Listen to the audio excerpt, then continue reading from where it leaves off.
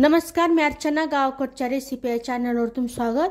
आम्ही तुम्हाला छान अशी हरभऱ्याची भाजी दाखवणार आहे. एकदम सोपी पद्धत, पण खायला एकदम टेस्टी आणि फटाफट बनणारी.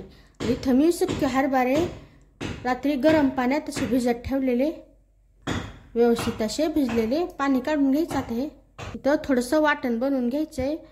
लसूण घेतलेला, सुकं खोबरं आणि कोथिंबीर घेतलेली, ते मिक्सरला बारीक करून घ्यायची. तेल टाकायचं. यामध्ये बारीक कट केलेला कांदा, गॅसच्या मोठे ठेवून कांदा व्यवस्थित परतून घ्यायचा. इथं कांदा व्यवस्थित परतवला गेलेला गॅसच्याच कमी करायची. यामध्ये वाटण टाकायचं, परतून घ्यायचं. परतत असताना यामध्ये हळद, घरगुती मसाला, काळं तिखट, थोडंसं नुसतं मिक्स करून घ्यायचं. यामध्ये टोमॅटो परतून घ्यायचं. सगळं साहित्य तुमच्या आवडीनुसार, प्रमाणानुसार टाकायचं. यामध्ये हरभरे व्यवस्थित परतून घ्यायचं.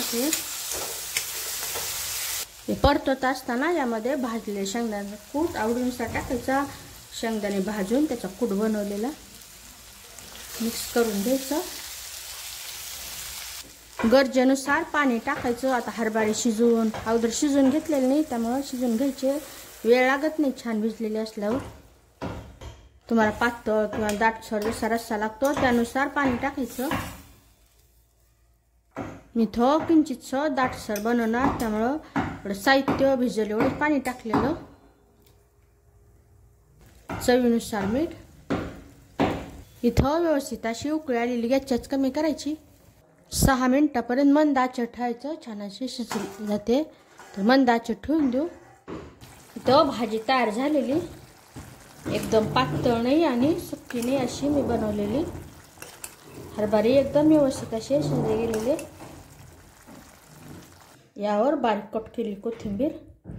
छान अशी फटाफट हरभऱ्याची भाजी तयार झालेली, फटाफट बनणारी आणि पद्धती एकदम सोपी.